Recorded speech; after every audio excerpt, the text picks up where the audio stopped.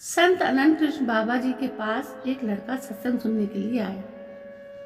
संत से प्रभावित होकर बालक द्वारा दीक्षा के लिए प्रार्थना करने पर बाबा जी ने कहा कि महामंत्र का 11 लाख जप करके आओ, उसके बाद विचार करें।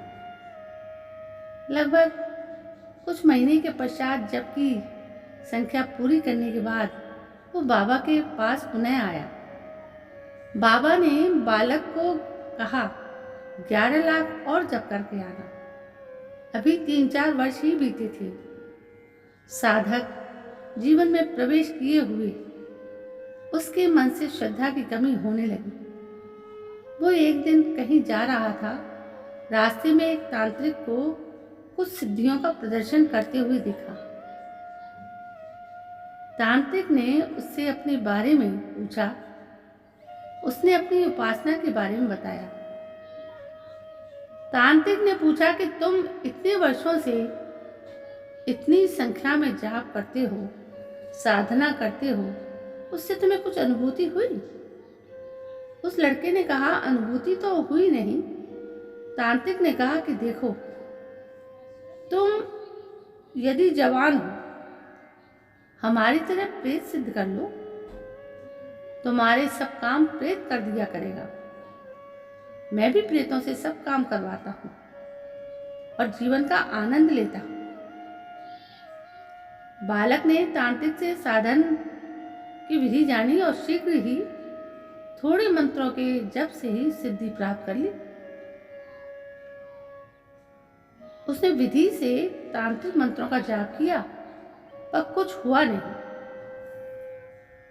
उसने तांत्रिक से कहा कि मुझे तो कोई प्रेत सिद्ध हुआ नहीं। तांत्रिक ने कहा, पुनः प्रयास करो। इस बार भी प्रेत प्रकट नहीं हुआ। तांत्रिक ने प्रेत को बुलाकर पूछा कि तुम इसके सामने क्यों नहीं प्रकट होते हो? उस प्रेत ने कहा, मैं तो जैसे ही इसके थोड़े निकट जाता हूं, इसके पीछे एक सुदर्शन चक्र प्रकट हो जाता है। मैं महान बलवान होने पर भी उस चक्र के तेज के सामने टिक नहीं सकता। अवश्य कोई शक्ति इसकी रक्षा करती है। इस घटना के कुछ समय पश्चात उसको बाबा की याद आई। जब वो बाबा के पास आया तो बाबा बोले, बच्चा, तेरा पतन होने से साक्षात नाम भगवान ने सुदर्शन रूप से तुझे बचा लिया। नाम भगवान यदि तुझे नहीं बचाते तो हजारों वर्षों तक तू भी प्रेत योनि में कष्ट पाता फिरता। अतः नाम का प्रभाव प्रकट रूप से ना दिखे तब भी नाम का प्रभाव होता ही है। नाम जपने वाले की रक्षा भगवान सदा ही करते हैं। तो दोस्तों, इस कहानी से शिक्षा मिलती है कि भक्त को तंत्रभूत सिद्धियों के चक्कर में नहीं पड़ना चाहिए।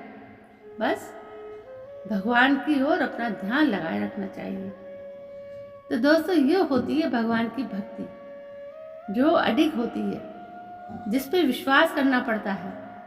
और वैसे तो भगवान सभी के साथ रहता है। ऐसा नहीं है कि जो पूजा करता है उनके साथ है, जो पूजा नहीं करता उनके साथ नहीं है। बात गहरी है। चलिए आगे कहानी मिलते हैं आपसे। तब तक के लिए जय हिंद, वंदे मातरम।